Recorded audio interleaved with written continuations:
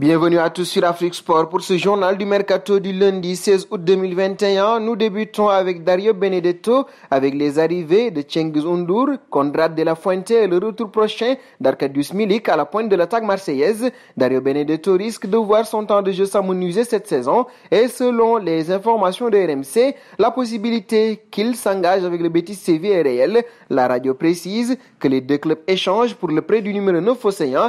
L'équipe marseillaise a confirmé les discussions à RMC tout en indiquant qu'elles étaient toujours en cours.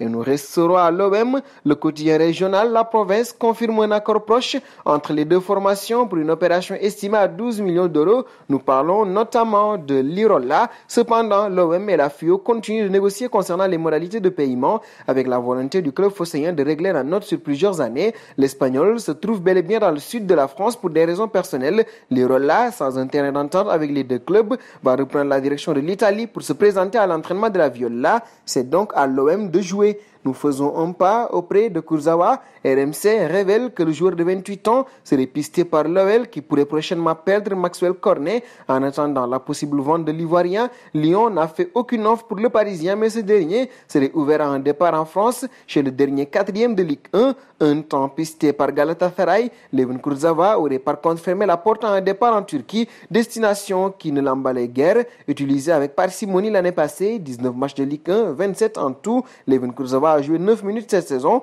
lors du trophée des champions perdu par le PSG contre Lille. Et nous passons à David Luiz, un temps annoncé du côté de l'Olympique de Marseille. Le défenseur brésilien n'a toujours pas trouvé de club. Interrogé à ce sujet, l'international Auriverde a expliqué ce qu'il attendait de son prochain projet. Je veux de la pression, me battre pour des titres. Je veux ce sentiment de devoir gagner chaque semaine. C'est pour cela que j'ai toujours joué au football et que je joue encore. Je veux me sentir vivant, a ainsi déclaré David Luiz. Reste à savoir qui saura convaincre l'ancien Parisien désormais. Et nous filons en Espagne. Ici, Coman souhaite recruter un nouvel attaquant avant la fin du mercato. Le Néerlandais l'a indiqué en conférence de presse. Oui, j'aimerais un attaquant de plus et peut-être un milieu. Nous connaissons tous la situation avec le fair play financier et c'est compliqué. Mais si possible, j'aimerais avoir d'autres signatures. On ne peut pas compter sur Ansu, Agüero, Dembélé et Coutinho qui sont blessés. Ce sont 4 joueurs importants et quand ils auront récupéré, je suis sûr qu'ils nous donneront beaucoup. Nous avons des attaquants différents, mais ce serait utile pour nous d'avoir un buteur. Tout dépendra si nous pouvons à essayer d'avancer Coman. Reste à savoir si la direction a la possibilité de signer un joueur encore.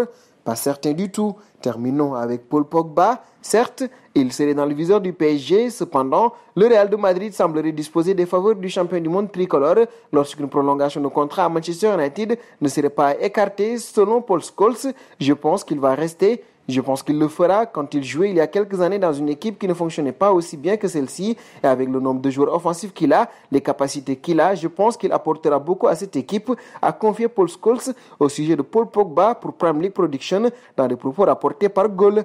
Et nous arrivons au terme de ce journal que nous fermons donc avec la question du jour.